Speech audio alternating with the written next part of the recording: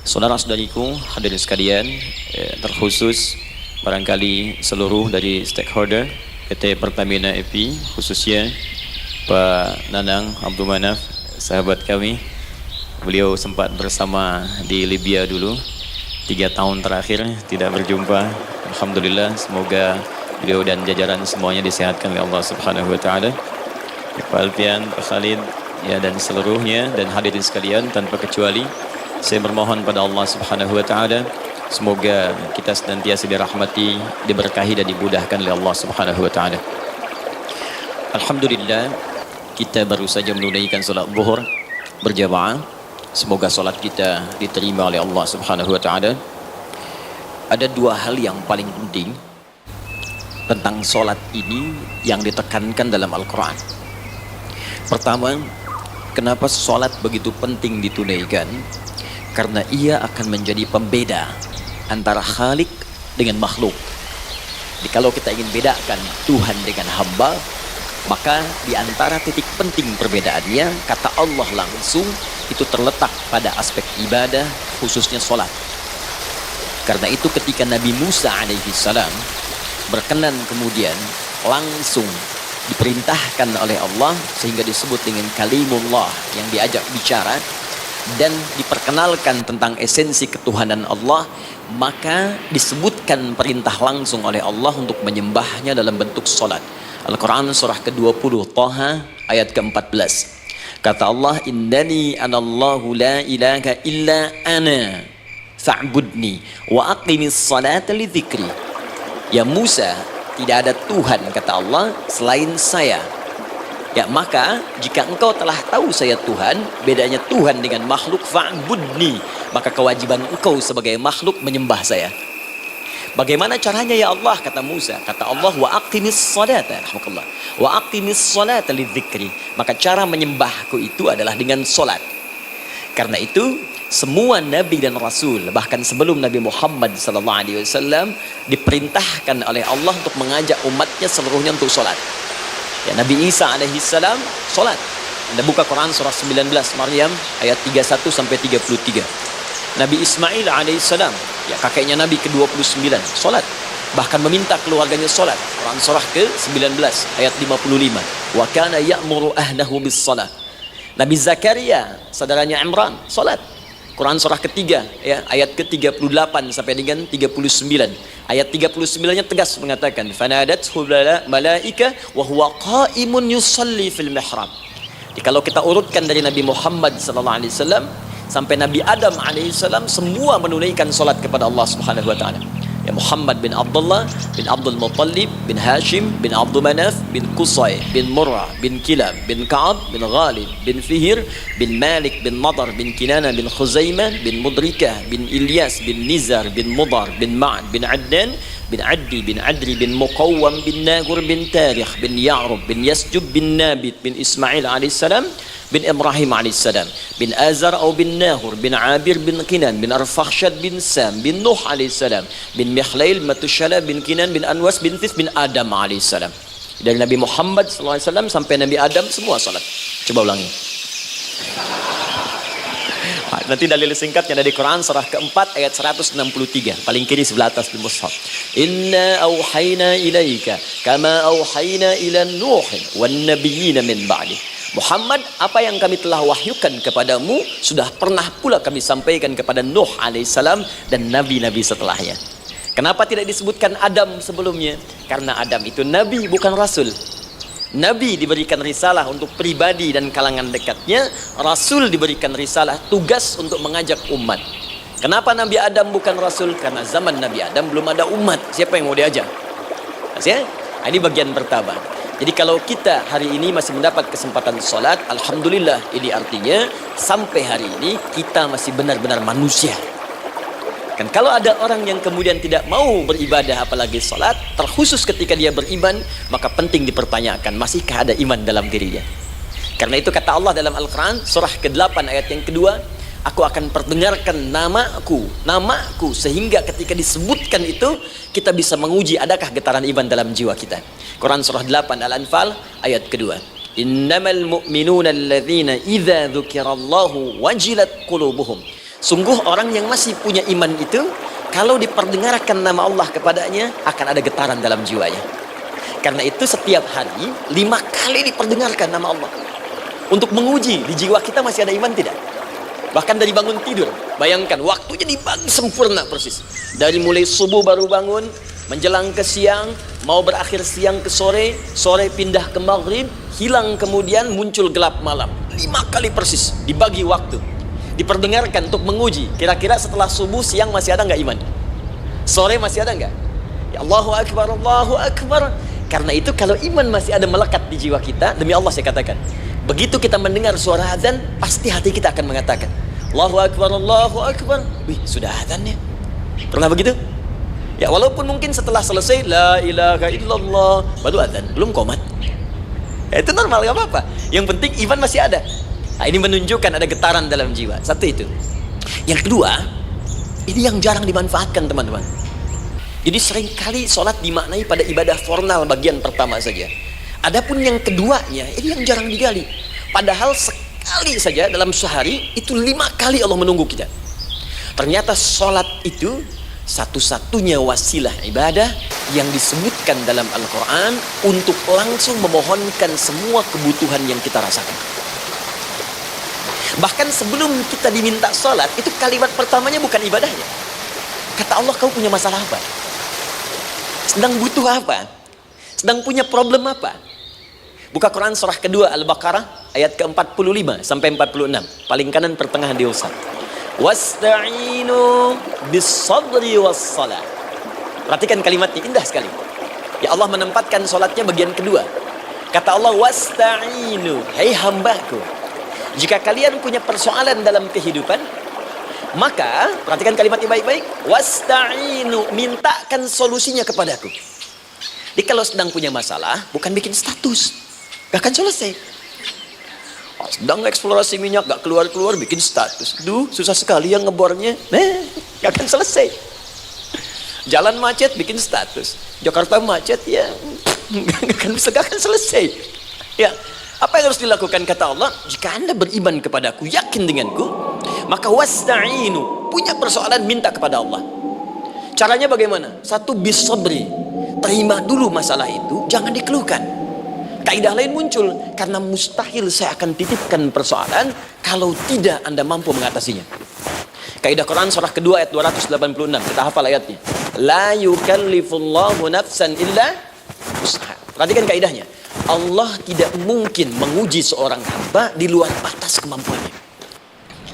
Jadi kalau kita sedang punya ujian di rumah kah, pekerjaan kah, kehidupan sosial kah, sebesar apapun ujian itu, kata Allah, memang karena anda yang sanggup. Kalau nggak sanggup gak akan diuji. Di ujian itu berbanding lurus dengan kemampuan. Mustahil seorang hamba diuji di luar batas kemampuannya. Jadi kalau anda sekarang pun sedang punya masalah sebesar apapun, kata Allah, memang cuma kamu yang sanggup, yang lain tidak. Maka jangan mengeluh.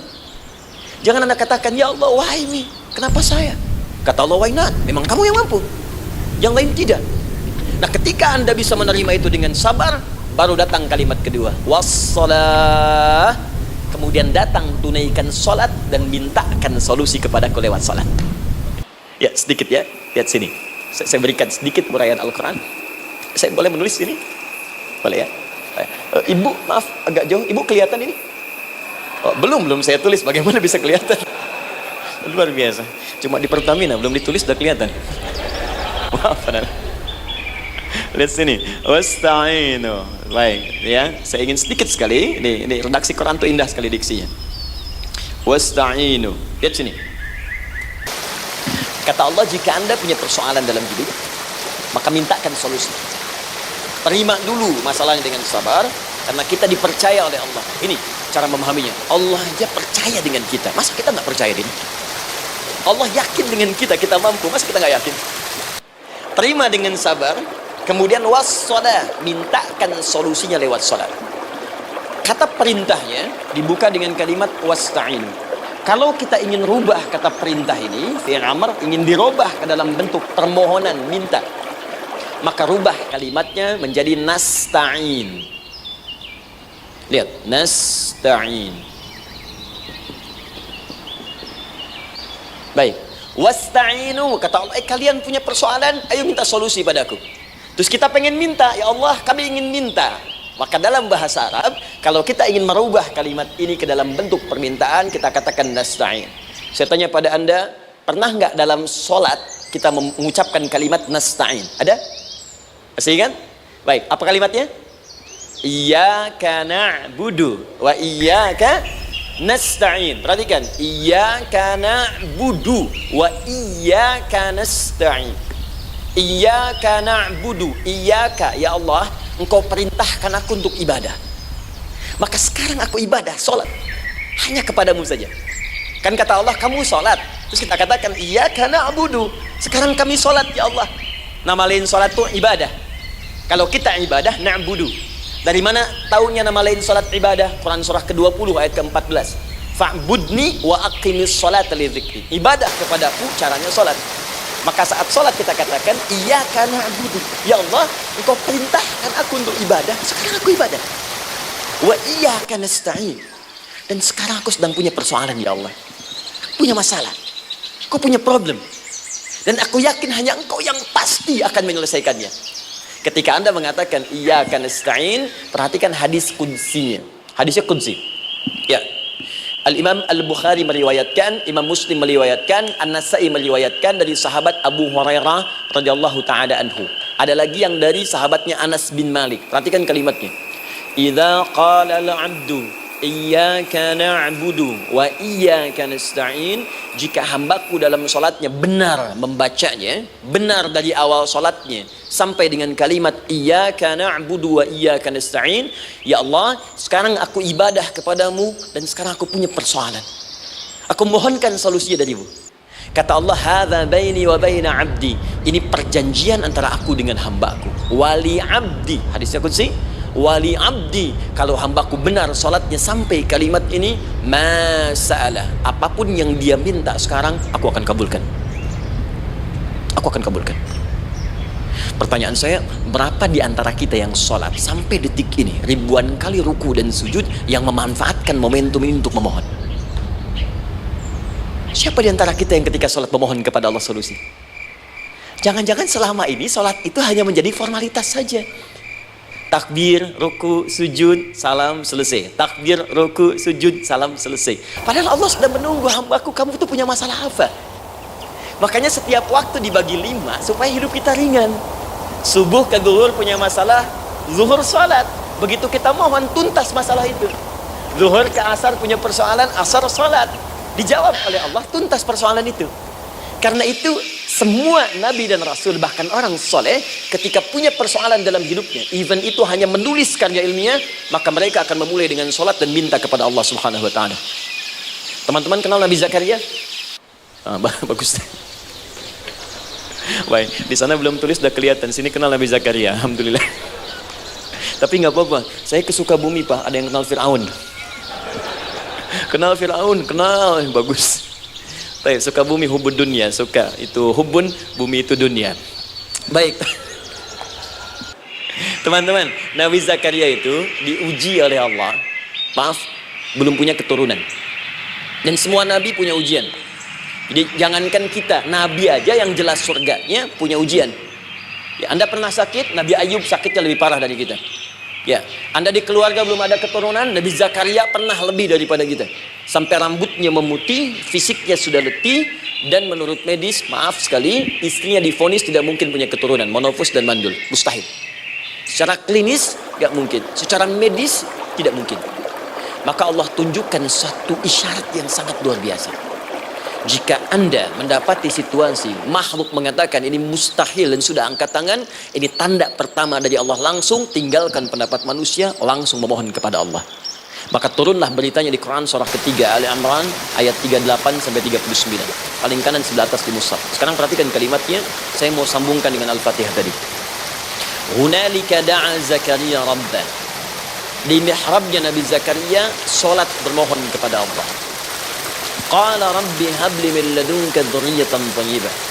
Kemudian ia berdoa, Rabbi habli, ya Allah yang maha memberi tanpa batas.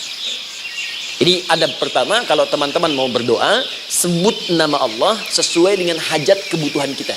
Itu yang disebut dengan al-asma'ul husna.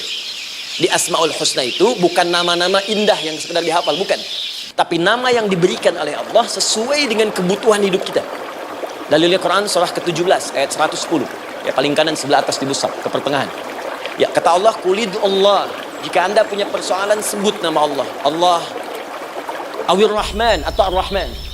Ayyamma tad'u, tapi kalau Anda ingin spesifik meminta, falahul asmaul husna. Pilih nama Allah, ia punya nama-nama yang indah sesuai kebutuhan kita. Jadi kalau teman-teman misalnya minta kelancaran rezeki, sebut ya Allah ya Razzaq. Anak mau ujian, ya Allah ya Al-Alim. Di proyek misalnya ada hambatan, ada gangguan, ya Allah ya Al-Jabbar ya Al-Malik. Ingin mudah mengatasi ujian, ya Allah ya Sabar. Minta. Ya, jangan semuanya disebutkan, nanti jadi beban. Ya, Allahumma ya Rahman ya Al-Malik ya Al-Quddus ya Sabar, gitu kan? Yang tadinya nggak punya masalah jadi punya masalah, gitu kan? Pilih salah satu. Nah, jika Anda ingin memohon pada satu hal yang mustahil menurut manusia, maka minta dengan menyebut nama Allah yang memberi tanpa batas mustahil di dalamnya. Nama Allah tersebut namanya Wahhab. Wahhab. Ya Allah, ya Wahhab. Al-Wahhab. Kalau kita rubah dalam bentuk permintaan, maka singkat kalimatnya dengan hab. Hab. Untuk sendiri habli, untuk banyakkan hablana. Rabbana hablana min azwajina wa dzurriyyatina qurrata a'yun. Nabi Zakaria minta karena sendiri yang mengalami situasi itu, maka beliau katakan, Rabbi habli, ya Allah habli min ladunka, ya Allah yang tak punya batas dalam pemberian. Mereka mengatakan aku tak akan punya keturunan. Mereka mengatakan mustahil aku punya anak. Dan aku yakin kau memberi batas tanpa memberikan pemberian tanpa batas. Aku mohon darimu saja, darimu saja, dzurriyyatan thayyibah, keturunan-keturunan terbaik. Innaka sami'ud du'a. Engkau pasti mendengar doa saya. Kalau pada yang maha memohon saja, maha mendengar saja tidak mengabulkan, lantas kepada siapa lagi aku mesti minta? Tapi poinnya bukan itu. Poinnya adalah ini disampaikan oleh Nabi Zakaria dalam keadaan sedang sholat, mesti berdiri dalam sholatnya. Dalam bahasa Arab berdiri disebut dengan qaimun, qaim, berdiri. Sedang sholat disebut dengan yusolli. Perhatikan ayat 39 ini. Fanadathul malaikatu wa huwa qaimun yusolli fil mihrab. Maka seketika ketika doanya selesai dipanjatkan, sholatnya belum selesai. Doanya selesai dipanjatkan, seketika datang malaikat menyampaikan, kamu dapat kabar gembira, Anda akan punya anak, bahkan namanya langsung diberikan oleh Allah, Yahya, artinya hidup. Yang mustahil menurut manusia, lahir dari rahim seorang perempuan yang divonis menopause dan mandul, kata Allah, bagiku yang gak ada yang mustahil. Jadi dan hidup dia. Kapan itu terjadi? Masih sholat dan belum selesai dalam sholatnya, dalam keadaan berdiri. Sekarang saya tanya Anda, kita membaca iyyaka na'budu wa iyyaka nasta'in dalam keadaan ruku atau sujud? Sujud. Berdiri. Berdiri teman-teman. Betul kan? Dalam keadaan berdiri saat baca Al-Fatihah. Iyyaka na'budu wa saat kita mengatakan wa iyyaka nasta'in, Allah balik bertanya, apa yang kamu butuhkan? Nabi Zakaria itu sholat dulu baru minta. Kita umat Nabi Muhammad karena keutamaan nabinya sebelum sholat dari tunggu. Butuh apa? Mau minta apa? Karena itu saya ingin katakan, ayo manfaatkan momentum sholat ini. Jangan sekedar kita kemudian tunaikan formalitas tapi kita tidak mendapatkan keuntungannya. Ayo semuanya, dari mulai takbir sudah ada doa, ruku ada doa, bahkan sujud kita bisa perbanyak dalam bahasa hati kita untuk memohon kepada Allah Subhanahu wa taala. Jelas sampai di sini? Baik, mudah-mudahan insya Allah doa kita dikabulkan oleh Allah Subhanahu wa taala. Ini baru mukaddimah, kita belum mulai, ini pengantar. Tema kita hari ini tentang Al-Quran, dan mudah-mudahan kita diberikan insya Allah kelancaran untuk bahasan kita. Dan topik ini insya Allah akan memberikan banyak manfaat dari apa yang kita kerjakan dalam keseharian kita. Saya mohon izin untuk melambatkan bacaan karena tadi hanya mengantarkan saja. Teman-teman, kenapa mesti Al-Quran? Apa esensi Al-Quran? Dan kenapa Al-Quran diwahyukan pada Nabi Muhammad SAW? Apakah khusus untuk sekedar dibaca? Atau ada satu nilai yang sangat penting yang justru itu mengandung nilai mukjizat yang paling dalam dari Al-Quran? Yuk kita mulai dengan Al-Quran surah kedua Al-Baqarah ayat ke-38, paling kanan sebelah atas. Disambungkan dengan Quran surah kedua ayat 185, paling kiri pertengahan di mushaf. Quran surah kedua ayat 38 dengan Quran surah kedua ayat 185. Saya mulai dari kisah Nabi Adam. Saya pelan-pelan.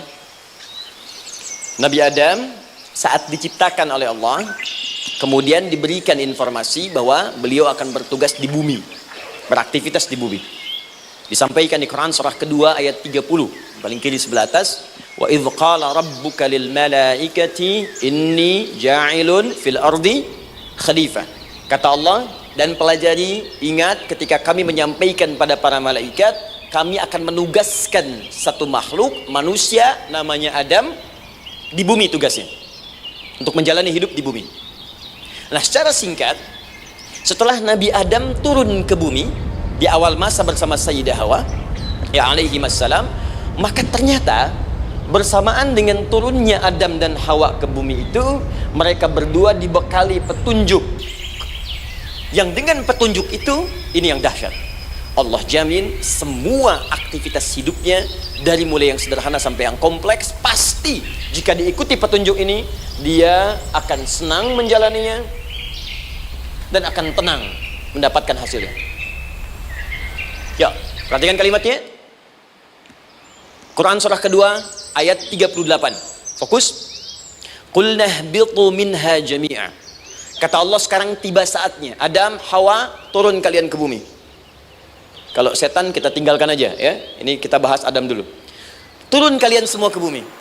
Fa imma ya'tiyannakum minni huda. Maka nanti sejak kalian tiba di bumi itu, aku akan turunkan satu petunjuk disebut dengan hudan namanya. Hudan. Fokus. Faman tabi'a hudaya, maka jika Anda dan keturunanmu mengikuti semua detil di petunjuk ini, fala khaufun 'alaihim wala hum yahzanun, maka aku pastikan engkau dan seluruh keturunanmu akan menjalani hidup di muka bumi dengan tenang dan senang. Fala khauf. Khauf itu gelisah, takut. Lawan dari takut apa? Tenang. Lawan dari gelisah, tenang. Kata Allah, jika Anda mengikuti tuntunan hidup yang ini, maka saya jamin semua hidupmu tenang. Walahum yahzanun, dan saya pastikan selama hidup di muka bumi itu kalian tidak akan pernah bersedih. Senang. Lawan sedih itu senang. Jadi ternyata kita itu diminta tugas di bumi itu bukan untuk dipersulit. Jadi kalau ada yang hidup sampai saat ini sedih, deh, di rumah tangga sedih, di kantor nggak tenang, pasti di antara poinnya bukan nggak mampu senang, tapi boleh jadi yang hidup ini tidak membaca petunjuk kehidupannya. Anda kerja di perusahaan, teman-teman ada yang di Pertamina, ada yang di yang lain. Kalau Anda nggak ikuti petunjuk, kan pekerjaan tidak akan berlangsung dengan nyaman, kan? Kalau Anda nggak ikuti aturannya, bagaimana bisa mengerjakan petunjuk itu dengan nyaman? Maka apalagi hidup yang kompleks. Kata Allah, sejak Adam saya turunkan, sudah ada petunjuk kehidupan. Saya namakan dengan hudan. Anda ikuti petunjuk ini, maka langsung jaminan dari Allah, semua yang Anda jalani dalam hidup, pasti saya jamin senang dan tenang. Petunjuk ini disebut apa? Hudan. Nah, agak cepat. Di setiap masa, Nabi Adam selesai hidupnya, generasi kemudian berkembang, datang lagi Nabi Nuh, sampai ke Nabi Muhammad SAW. Perhatikan baik-baik. Setiap berganti generasi akan turun hudan sesuai dengan kebutuhan masyarakatnya pada saat itu. Baik, Nabi Musa menerima kitab apa namanya? Nabi Musa, Taurat. Taurat disebut hudan dalam Al-Quran. Muncul Nabi Musa, kitabnya disebut Taurat. Perhatikan baik-baik. Tahukah teman-teman ketika Taurat disebutkan dalam Al-Quran? Buka Quran surah ke-17. Ya, ayat yang kedua. Wa ataina Musal kitaba. Kami berikan kepada Musa kitab. Lihat, wa ja'alnahu hudan li bani Israil. Dan kitab yang kami berikan itu yang disebut Taurat, Ali Imran ayat yang ketiga, wa anzalat Taurata wal Injil. Kami berikan Taurat kepada Musa. Nah, saat Allah turunkan Taurat itu hudan li bani Israil. Isi Taurat ini adalah petunjuk kehidupan khusus untuk Bani Israel saja, umatnya Musa. Jadi kalau umat Nabi Musa mengikuti petunjuk hudan Taurat ini, kata Allah, saya jamin semua hidupnya tenang dengan senang. Nabi Isa turun Injil. Injil disebut hudan dalam Al-Quran. Dan yang terakhir, saya cepat karena waktu kita terbatas, ketika Allah menurunkan Nabi Muhammad SAW dan dipilih sebagai Rasul, maka saat yang bersamaan beliau pun diberikan petunjuk untuk umatnya. Dan dahsyatnya petunjuk itu pun disebut dengan hudan. Buka Quran surah kedua ayat 185. Syahrul Ramadan alladzi unzila fihi al-Quran. Di bulan Ramadan itu, kata Allah, saya turunkan Al-Quran. Kenapa saya turunkan Al-Quran? Hudal linnas. Saya jadikan Quran ini sebagai petunjuk, pedoman hidup linnas, bukan terbatas untuk satu komunitas, tapi untuk seluruh manusia sampai kehidupan berakhir. An-Nas disebutkan 241 kali dalam Al-Quran, menunjuk pada semua manusia tanpa kecuali. Ini bedanya Al-Quran dengan kitab sebelumnya. Taurat hanya untuk kalangan tertentu saja. Jadi selesai nabinya, selesai kitabnya. Injil hanya kalangan tertentu saja. Nabinya selesai, selesai kemudian misinya. Tapi Al-Quran tidak.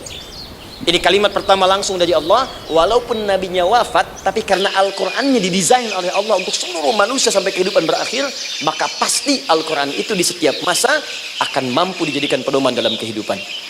Jadi prinsip pertama, ketika Allah menurunkan Al-Quran, sebenarnya tujuan utamanya bukan sekedar dibaca, kan? Tapi di dalamnya itu ada petunjuk hidup, Pak, Bu. Dan yang buat, yang menciptakan kita. Bukankah Anda kalau ingin memperbaiki sesuatu akan datang kepada penemunya, penciptanya? Anda punya handphone, ada masalah, kan datangnya ke counter handphone. Anda punya mobil, ada persoalan, bukankah datangnya ke dealer? Sekarang kita ingin tahu persoalan hidup kita. Ingin tahu gambaran hidup kita, ingin tahu misi dan visi hidup kita. Kemana kita kemudian bertanya? Pada pencipta kita. Nah, kata Allah, ketika saya utus manusia pertama kali ke bumi, saya sudah turunkan bagaimana cara menjalani kehidupannya. Dan ternyata berita baiknya untuk kita diberikan oleh Allah satu petunjuk utuh, langsung disebutkan, isinya disebut dengan Al-Quran. Jadi dari Al-Fatihah sampai dengan An-Nas, dia bukan bacaan biasa. Semua di dalamnya ada petunjuk kehidupan kita dari mulai bahkan dalam kandungan sampai kita wafat kepada Allah Subhanahu wa taala. Kalau diikuti petunjuk ini, langsung turun jaminan dari Allah. Hidup kita pasti akan tenang dan nyaman. Saya bacakan cepat ya. Tapi nggak usah ditulis, nanti kalau teman-teman agak terlambat mengikutinya, Anda buka kembali rekamannya, Anda boleh runtutkan kembali. Saya baca cepat saja, dan ini insya Allah Anda hanya akan temukan dalam Al-Quran. Nanti saya berikan rahasia di akhir sebelum kita akhiri. Yuk, satu, Anda silahkan bandingkan dengan buku manapun, referensi manapun, Anda hanya akan temukan dalam Al-Quran. Dari sejak sebelum lahir, bagi perempuan yang tengah mengandung, langsung Allah berikan tuntunan bagaimana agar kandungan itu berjalan dengan sehat, nyaman, dan mudah ke persalinan. Quran surah ke-7 ayat 189. Perkembangannya bisa diamati dan dicek kemudian, ya, baik ke dokter atau yang lain. Nanti perkembangannya disebutkan di Quran surah ke-22 ayat ke-5. Dirinci lagi di Quran surah ke-23 ayat 11 dari 9 sampai dengan 13. Kemudian mulai terlahir, dari lahiran diberi petunjuk oleh Allah. Nih, berikan ASI maksimal 2 tahun. Kalau ingin berhenti sebelum 2 tahun boleh, begini caranya. Quran surah kedua ayat 233.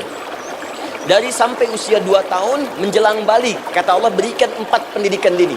Ini turunannya disebutkan 1, 2, 3, 4. Jika Anda ajarkan ini, maka anak ini akan tumbuh. 1, dekat dengan Allah. 2, dijamin taat pada orang tuanya. 3, dia akan baik dengan lingkungannya. Dan 4, dia akan bertahan dalam kebaikan sampai dia dewasa. Quran surah ke-31 ayat 13 sampai dengan 19. Usia 7 tahun, ya, mulai dia balik misalnya, dia akan mulai belajar. Bagaimana cara belajar yang baik supaya cepat paham, gampang mengerti. Turun Quran surah ke-9 ayat 122. Amalannya di Quran surah 96 ayat yang pertama. Kemudian rinciannya diturunkan di Quran surah kedua ayat 282 di ujung ayatnya. Lalu bagaimana mencari sekolah yang bagus, madis yang baik, guru-guru yang baik, diturunkan Quran surah ke-58 ayat ke-11. Dicontohkan tentang Maryam dan Nabi Isa alaihissalam di Quran surah ketiga ayat 35 sampai dengan 37. Naik lagi, dia mulai dewasa, ya, mulai bergaul, bahkan kadang-kadang merantau, punya tempat komunitas berbeda. Bagaimana supaya dia bergaul tidak terpengaruhi lingkungan yang tidak baik. Maaf ya, kadang-kadang ibu yang sudah mengandung, melahirkan, ayah mencari nafkah, tiba-tiba anak pergi bahkan ke kampus, ke sekolah, dapat teman yang gak bagus, pulang-pulang mengecewakan Anda. Dan bagaimana menemukan tempat-tempat yang baik untuk bisa menjaga perilaku anak ini? Ditemukan nanti di Quran surah ke-49 ayat ke-13-nya.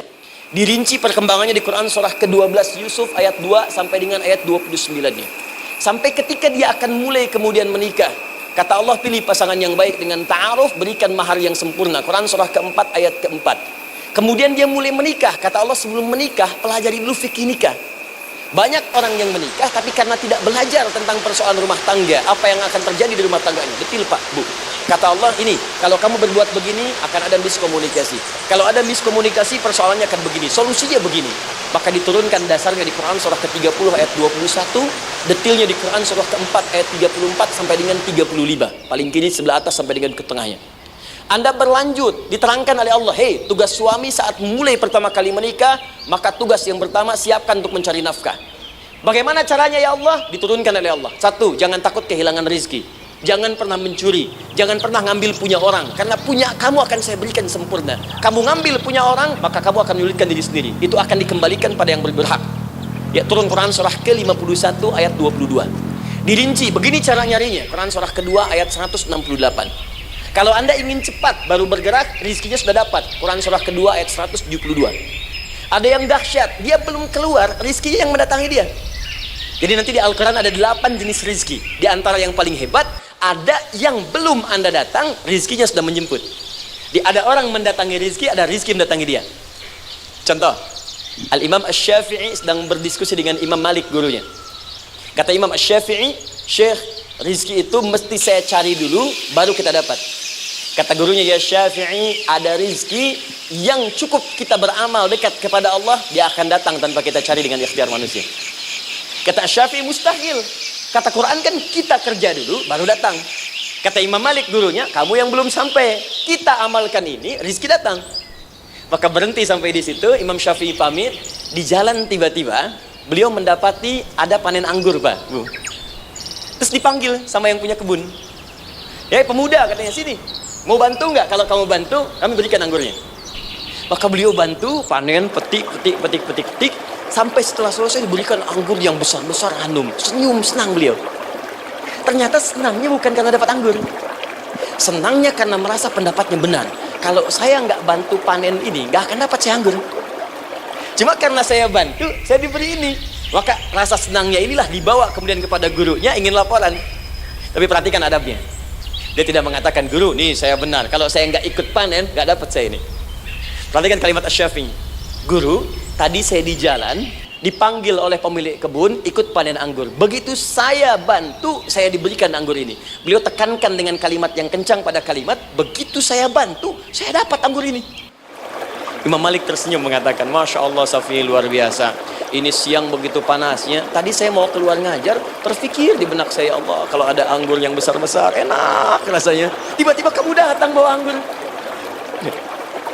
Ini Imam Syafi'i kerja dapat sesuatu, Imam Malik terfikir sesuatu, datang rezeki. Itu ada di Quran surah ke-7, teman-teman, ayat ke-96, paling kanan sebelah atas di mushaf ini. Baik, teruskan dulu. Ya, Anda dalam mencari kerja, ingat, kalau Allah yang sampaikan pasti terjadi. Jangan dikira mudah. Kata Allah, akan ada persaingan, akan ada kadang-kadang singgungan, akan ada tantangan. Maka mulai petakan tantangan apa yang akan Anda lalui saat Anda mulai mencari nafkah itu. Maka turun Quran surah kedua ayat 214, paling kanan sebelah bawah. Am hasibtum an tadkhulul jannata. Hei, apa kamu mudah begitu saja mengira akan sukses dalam pekerjaanmu? Bahkan bisa diartikan surga, ingin masuk surga. Walamma ya'tikum mathalul ladzina khalau min qablikum. Sebelum engkau diuji seperti orang sukses dulu pernah sukses. Lihat mereka. Gak ada orang sukses yang instan. Cuman balikan telapak tangan dapat, tidak. Kata Allah, lihat orang-orang dulu.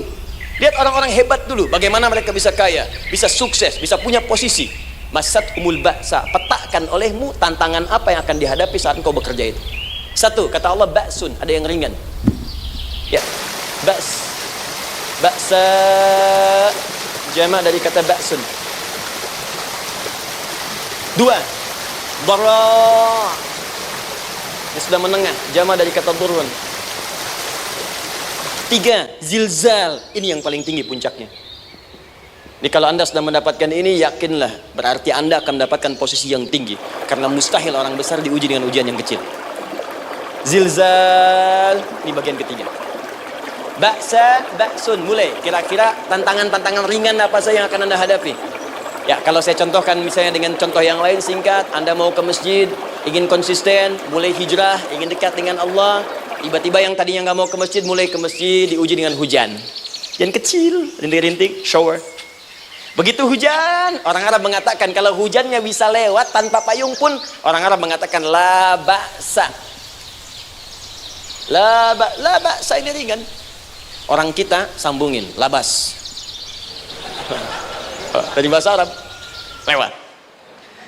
Nah, jadi kalau Anda mau berangkat nih, siap bekerja, siap hadapi tantangan. Baru mau lewat hujan kecil, berarti itu tantangan kecil kita lewati. Macet, petakan, cari jalan yang kemudian sempurna, jalan yang kosong, buka Google-nya, buka Waze-nya, buka map-nya, cari. Jadi kalau pada yang kecil aja belum kita lewati, bagaimana mendapatkan yang besar? Anda mau ke masjid, dikasih hujan kecil, mau berangkat gak jadi. Papa, kenapa gak jadi? Hujan mah, kan ada payung. Takut riak.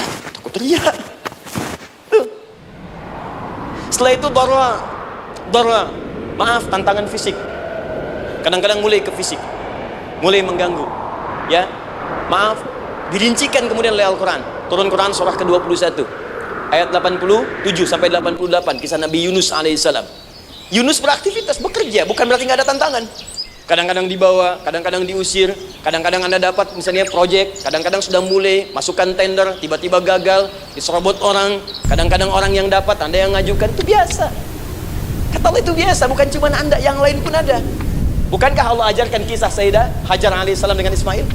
Bukankah bolak-balik naik Safa Marwah, kadang di atas, kadang di bawah, kadang lihat peluang sampai Marwah ternyata bukan air. Terkadang Anda yang bekerja, tim yang lain yang mendapatkan karena kerja keras Anda, bisa jadi terjadi. Bukankah yang kerja keras Hajar yang dapat Ismail? Mungkin Anda yang konsep, yang dapat minyaknya orang lain. Mungkin Anda yang kerja, kan yang suksesnya teman Anda, gak ada masalah. Dan itu kemudian akan bermanfaat bagi Anda. Tidak mungkin setiap keringat yang keluar dari diri kita mustahil, kecuali akan melahirkan manfaat yang kembali pada diri kita. Tantangan. Tapi yang paling dahsyat, ini yang gak ditemukan di sebagian referensi yang kita baca. Ketika Allah menjelaskan semua tahapan-tahapan tantangan ini sampai ke puncaknya Zilzal. Zilzal itu kalau bahasa sekarang gempa. Ada ujian yang menggoncang hati kita. Ketika Anda kerjakan, ya Allah, tantangannya dahsyat. Kenapa mesti saya, ya Allah? Kok nggak selesai-selesai, ya Allah? Itu wajar, teman-teman, itu biasa. Kata Allah, orang dulu saja mengatakan, mata Nasrullah, kapan ini selesai? Berbahagialah kalau teman-teman sudah mendapatkan tantangan puncak yang paling tinggi ini. Ini artinya Allah sedang mempersiapkan Anda menjadi orang besar di kemudian hari. Dan cara mengatasinya diturunkan Quran surah ketiga ayat 142, paling kiri sebelah atas. Perhatikan dahsyatnya. Yang pertama diterangkan tantangannya, yang kedua dijelaskan cara mengatasinya. Saya mau berhenti sampai di titik ini, nanti saya terangkan cara berinteraksi dengan Al-Quran. Ya, perhatikan baik-baik. Kata Allah, jika kelak engkau sudah bisa memetakan tantangan ini, maka siapkan solusi untuk mengatasinya. Ayatnya dibuka dengan kalimat yang sama persis. Saya pernah sampaikan teori ini di dua perusahaan besar di Indonesia.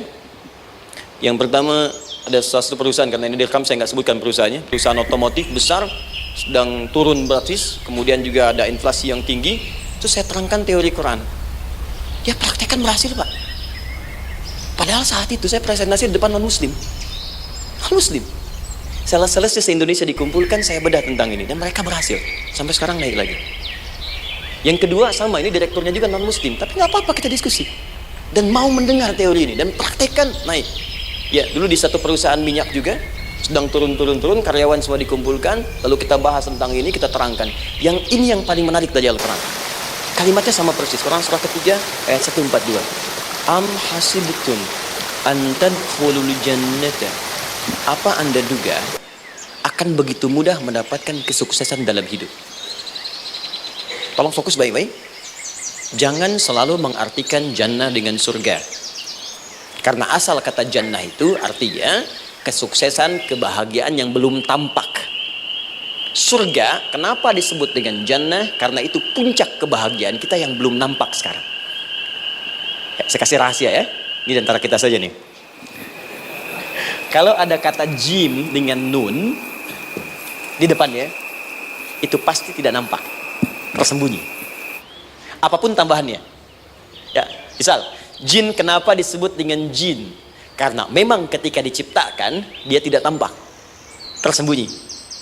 Lawannya ins, karena itu kita disebut ins, karena saat lahir kita tampak.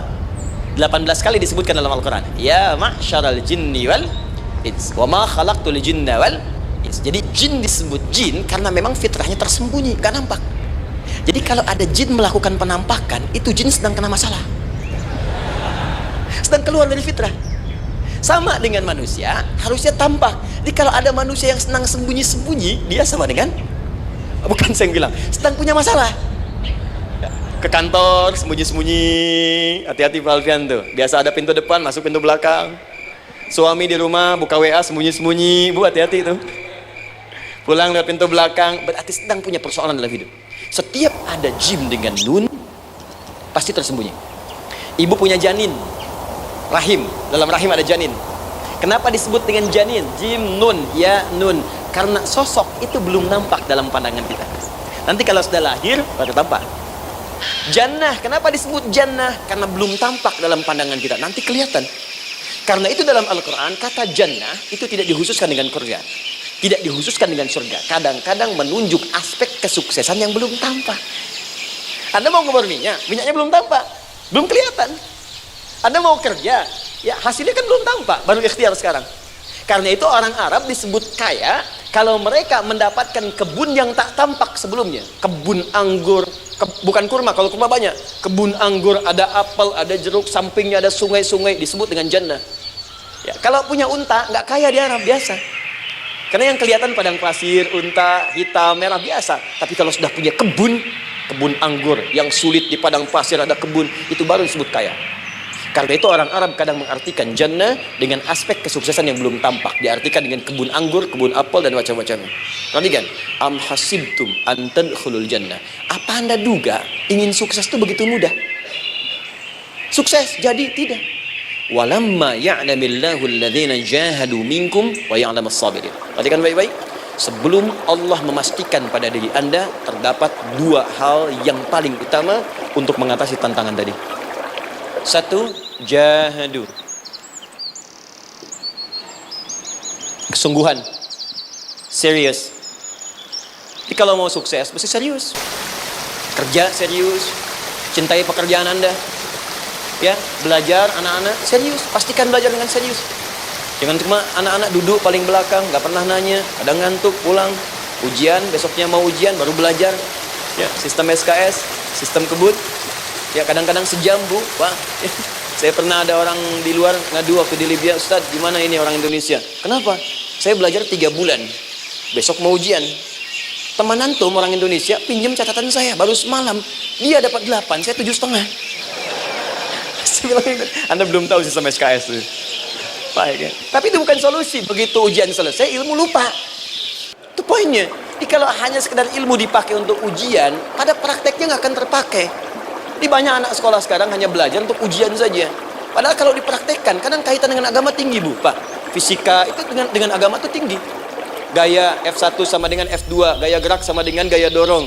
Gaya sedikit, maka keluarnya sedikit. Pukul kencang, bunyinya kencang. Imannya kalau kuat, amalan jadi banyak. Iman sedikit, amal pun sedikit. F berbanding lurus dengan P, hukum Pascal. Gaya berbanding lurus dengan tekanan. Masuk bab akhlak. Makin banyak gaya, makin banyak tertekan. Nah itulah. Gaji 5 juta, gaya 10 juta, kan? Ini serius. Serius. Di divisi apapun Anda, saya 3 sepekan lalu lah takziah ke tempatnya yang Habibie, terus diminta tausiah di sana. Dan saya perhatikan beliau termasuk yang paling serius ketika diberikan tugas apapun. Gak pernah diberikan amanah kecuali mencintai pekerjaan itu. Yang Habibie demikian. Ciri orang sukses itu serius. Tapi keseriusan itu, kata Allah, petakan jadi 3 bagian lagi. Karena jahadu itu punya 3 turunan kata. Satu, keseriusan merencanakan, disebut ijtihad namanya. Punya rencana. Mappingnya apa? Stepnya apa? Oke, Anda ingin kerjakan sebuah proyek, baik, proyeknya berlangsung berapa lama? Target kita apa? Jangka panjangnya, menengahnya, jangka pendeknya. Kemudian apa tantangan yang akan dihadapi di setiap tahapan-tahapannya? Selesaikan. Bahkan saking pentingnya tahap perencanaan ini, ditunjukkan oleh Allah langsung lewat sholat. Teman-teman masih ingat sholat pertama yang kita kerjakan setiap hari, sholat apa namanya? Subuh. Apa artinya subuh? Tuh, ini masalahnya. Ini kata Al-Quran sendiri ya, kata Al-Quran sendiri. Nanti akan ditemukan orang yang ibadah tidak paham apa yang dikerjakan dan dilakukan dalam ibadahnya. Contoh sholat. Kata Allah akan ada orang sholat yang saat sholat tidak mengerti apa yang dia baca dan dia lakukan dalam sholatnya. Jujur tanyakan pada diri kita. Sampai detik ini, dari sekian ribuan kali ruku dan sujud, berapa persen bacaan sholat yang kita pahami? Jangan-jangan kita ruku tapi nggak ngerti yang dibaca. Sujud tak paham yang diungkapkan. Bagaimana bisa khusyuk? Mustahil. Kembali ke sini. Kenapa sholat pertama itu disebut dengan subuh? Teman-teman, ternyata semua nama sholat dari subuh sampai isya, plus bacaan dan gerakan dari takbir sampai salam, itu bukan sekedar gerakan semata. Semua ada artinya, ada maknanya. Dan diajarkan oleh Nabi langsung. Subuh disebut dengan subuh. Ada dua kata. Satu, fajar. Quran surah ke-17 ayat 78. Inna Qur'an al-fajri kana mashhuda. Kedua, subuh di surat At-Takbir. Was-subhi idza tanaffas.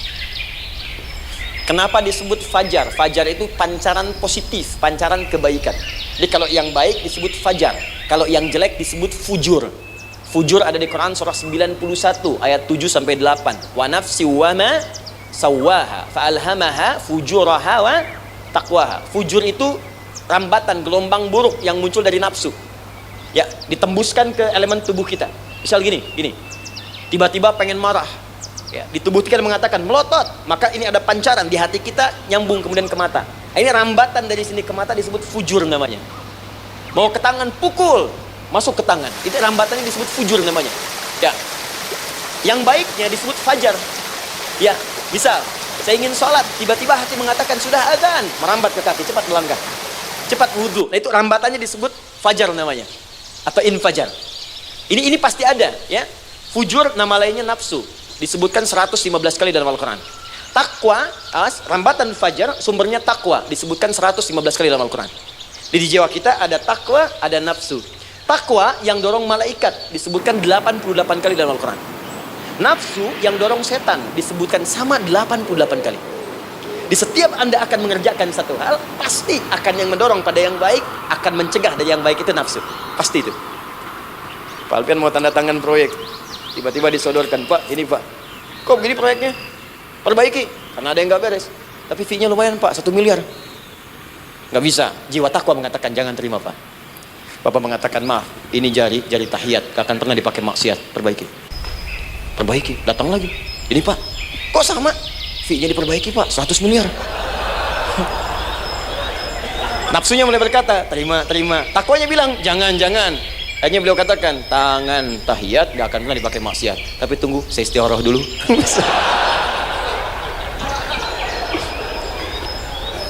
Nah, waktunya, ini salatnya disebut fajar. Kenapa disebut fajar? Karena saat kita tidur, terus dengar suara azan, Allahu Akbar, maka memancar dari iman kita, rambatan untuk merespon suara itu. Bangun kita untuk menunaikan salat. Waktunya disebut subuh. Kenapa disebut subuh? Dari kata asbah. Asbah itu artinya yang siap dengan rencana. Di orang Islam tuh nggak ada yang bangun dari tidurnya kecuali punya rencana jelas yang akan dieksekusi di hari itu. Makanya sebelum kita bekerja mengeksekusi itu, kita datang menghadap Allah supaya Allah berikan kemudahan di setiap aktivitas kita. Coba lihat manajemen Nabi. Bukankah sebelum tidur beliau istighfar dulu?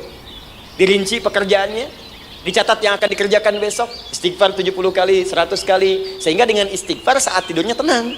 Coba kita biasakan. Ada yang baca Quran, ada yang istighfar. Kalau nggak percaya silahkan cek. Begitu Anda lakukan, tidurnya enak. Besoknya rencana itu sudah siap. Makanya ketika bangun, siap jam 7 mau kemana, jam 8 ada di mana, jam 12 kerjakan apa. Sebelum mengerjakan itu, datang kepada Allah, sujud, ya Allah, saya punya rencana ini tolong mudahkan. Begitu caranya. Itu yang disebut dengan subuh.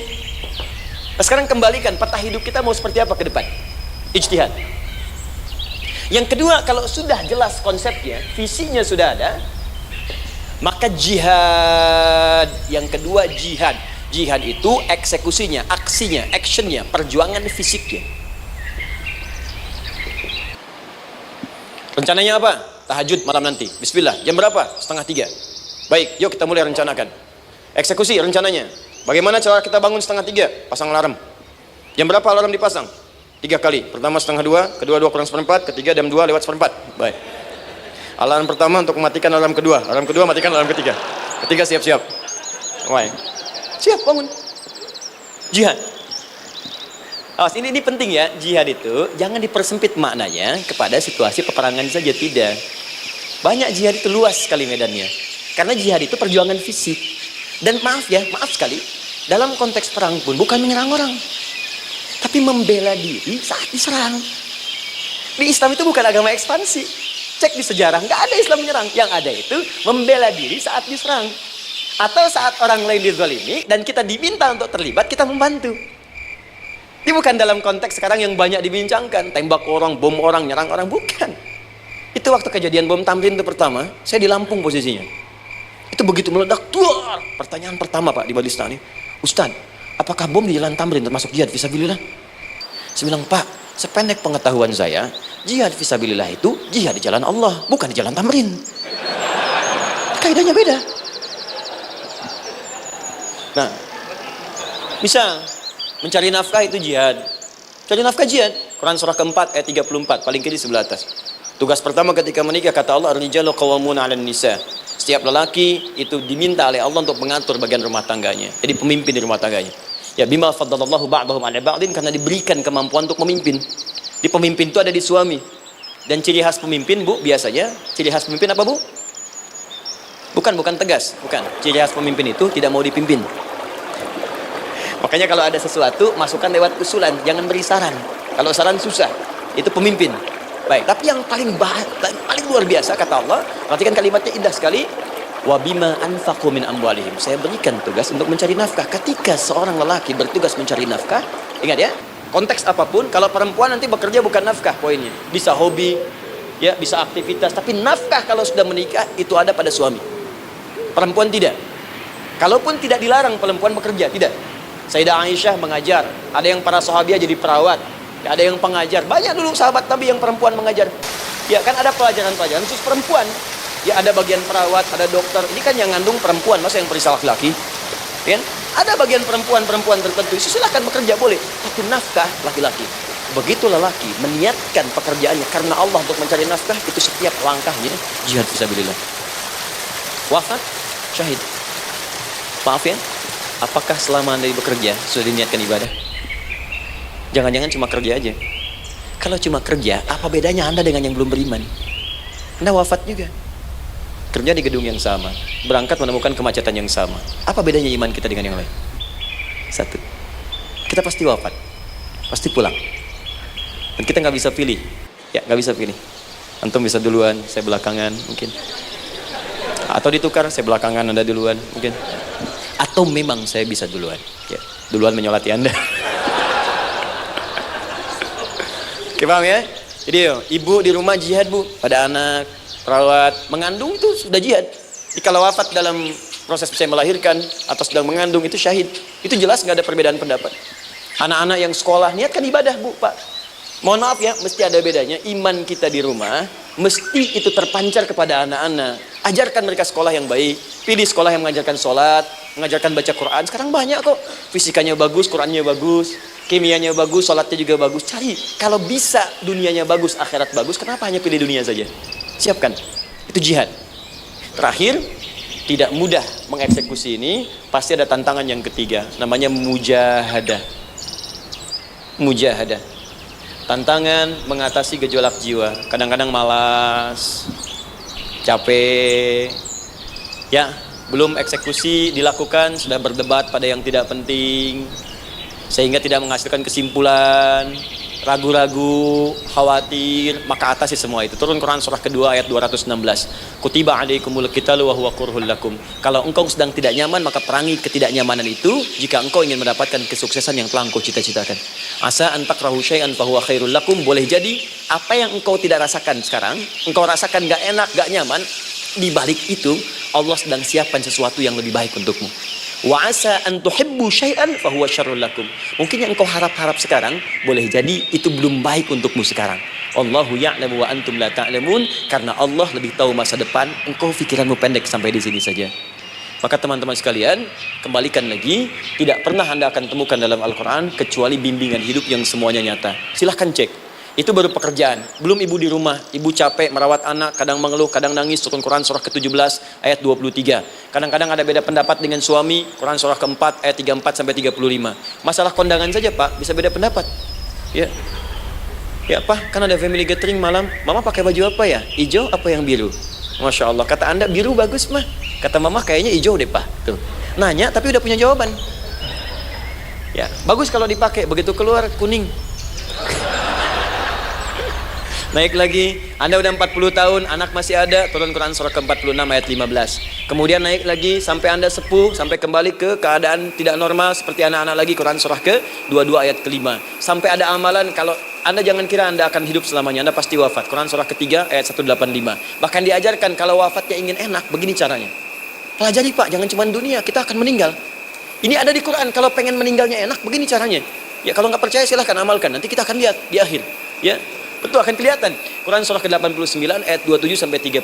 Kalau kalian nggak pelajari ini, silahkan kata Allah, saya berikan yang ini yang kedua sambil dipukulin malaikat. Quran surah ke-8 ayat ke-50. Sampai di alam kubur dijelaskan, kalau nanti Anda wafat, Anda pindah ke alam kubur, kalau ingin di kuburnya terang, nyaman, banyak rezekinya, lakukan amalan Quran surah ke-3 ayat 169 sampai 172. Tapi kalau Anda abai, Anda akan seperti Firaun dulu. Setiap pagi sampai petang ditampakkan neraka. Quran surah ke-40 teman-teman sekalian disampaikan oleh Allah langsung ya, dari ayat 45 sampai 46 ya. Sampai terjadi kiamat disampaikan Quran surah ke-75. Sampai dihisab, ada yang masuk surga tanpa hisab, Quran surah kedua ayat 25. Ada yang masuk neraka tanpa hisab. Ada. Kan yang kita tahu surga aja, masuk neraka tanpa hisab ada. Quran surah 18 ayat 99 sampai dengan 100.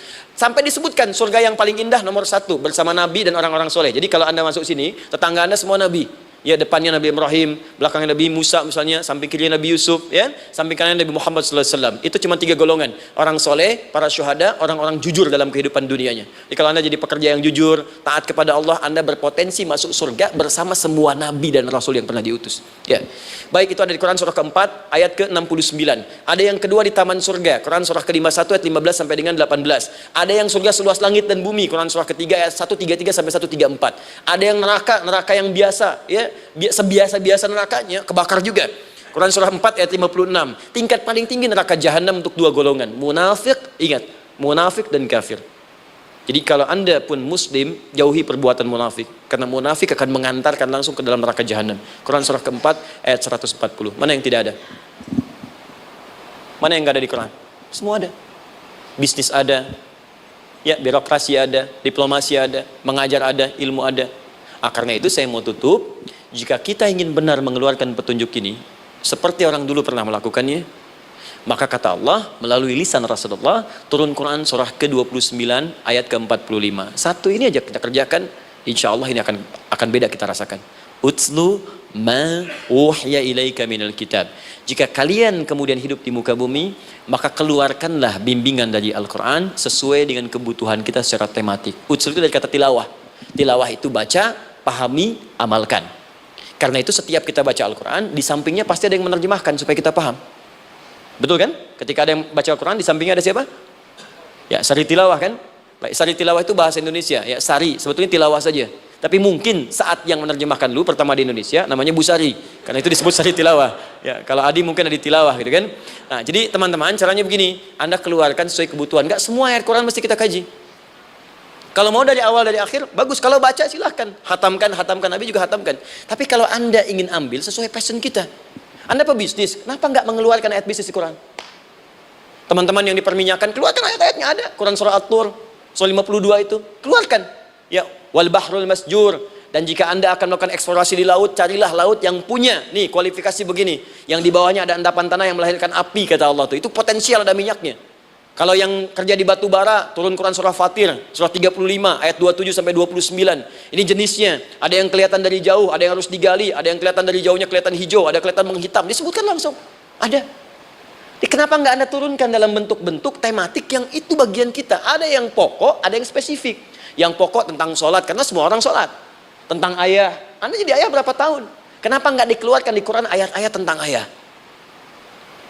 Kenapa nggak dikeluarkan di Quran ayat-ayat tentang ibu? Jangan jauh-jauh dulu bicaranya. Tentang belajar. Nah, nanti eksekusinya Kalau mau cepat, buka kitabnya Al-Imam Al-Bukhari. Ada kitab hadis, saya akhiri, yang dikarang oleh Al-Imam Al-Bukhari dan sangat populer. Apa nama kitabnya? Kalau hafal saya kasih hadiah. Apa kitab Imam Al-Bukhari yang populer? Ya.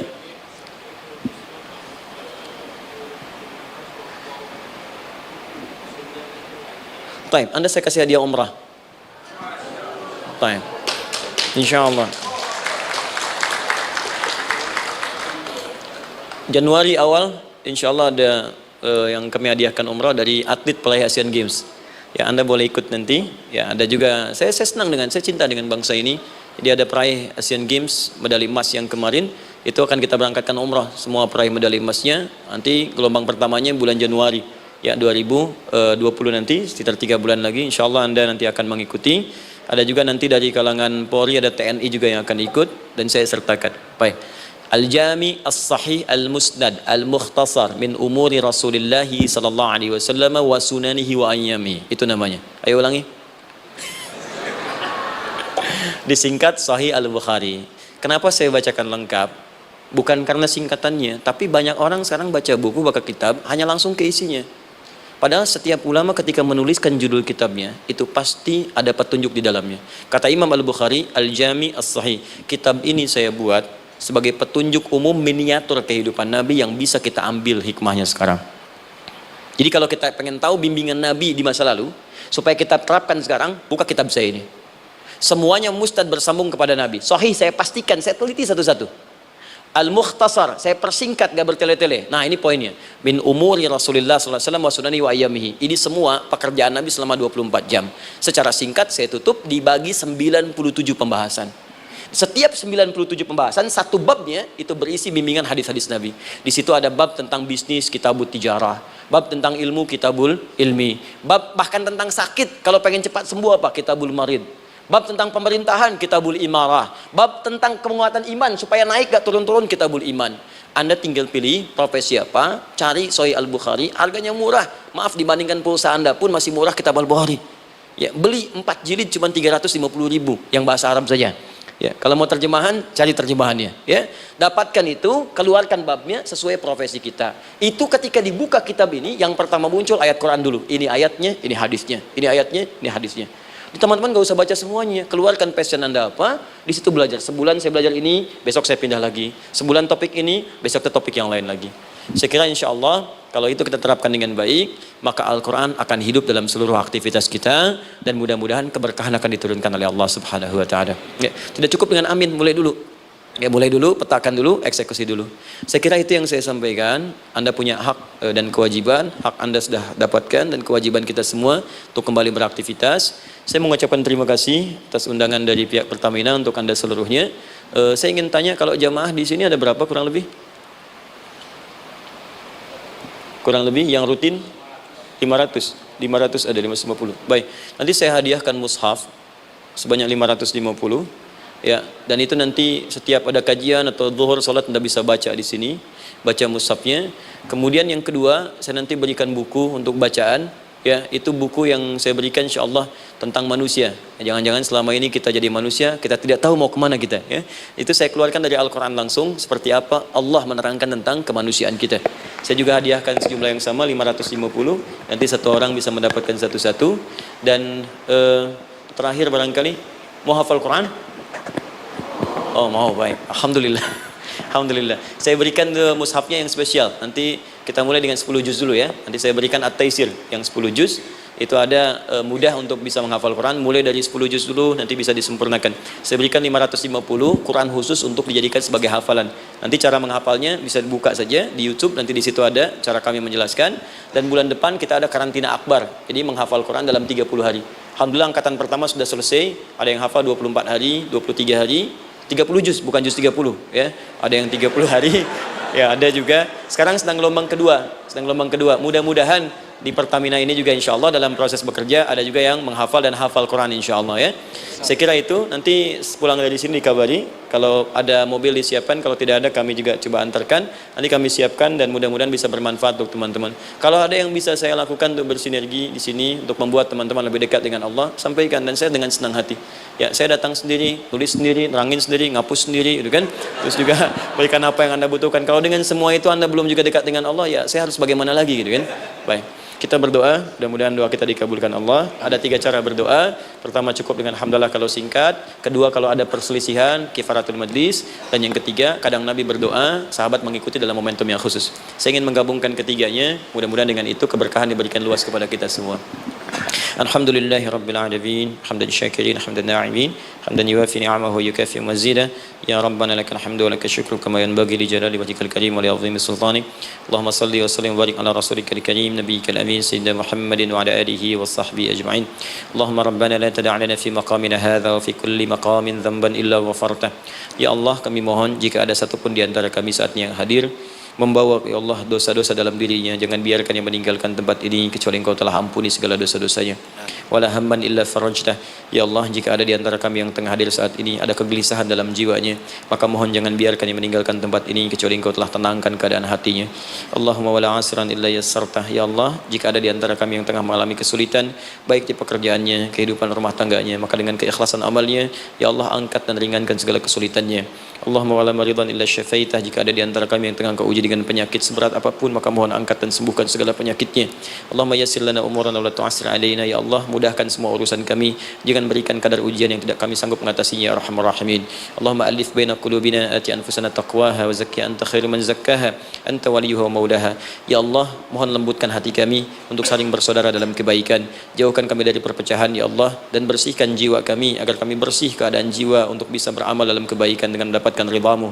Allahumma rabbana atina fid dunya hasanah wa fil akhirati hasanatan wa qina adzabannar. Ya Allah, kami mohon anugerahkan segala kebaikan di muka bumi ini yang mampu kami raih, dan berikan kami segala kemuliaan di akhirat yang mampu kami dapatkan, dan mohon jauhkan kami dari segala ya Allah murka dan neraka-Mu. Allahumma barik lana ya Allah fi ailatina wa fi amalina ya Allah wa fi kulli ya Allah hayatina. Ya Allah, kami mohon anugerahkan keberkahan dalam kehidupan keluarga kami, di kantor, di pekerjaan kami, dan seluruh tahapan kehidupan yang akan kami lalui. Bi fadlika subhana rabbika rabbil izzati amma yasifun wa salamun alal mursalin. Subhanakallahumma wa bihamdika asyhadu an la ilaha illa anta nastaghfiruka wa natubu ilaik wa akhiru da'wana alhamdulillahi rabbil alamin. Thumma assalamu alaikum warahmatullahi wabarakatuh.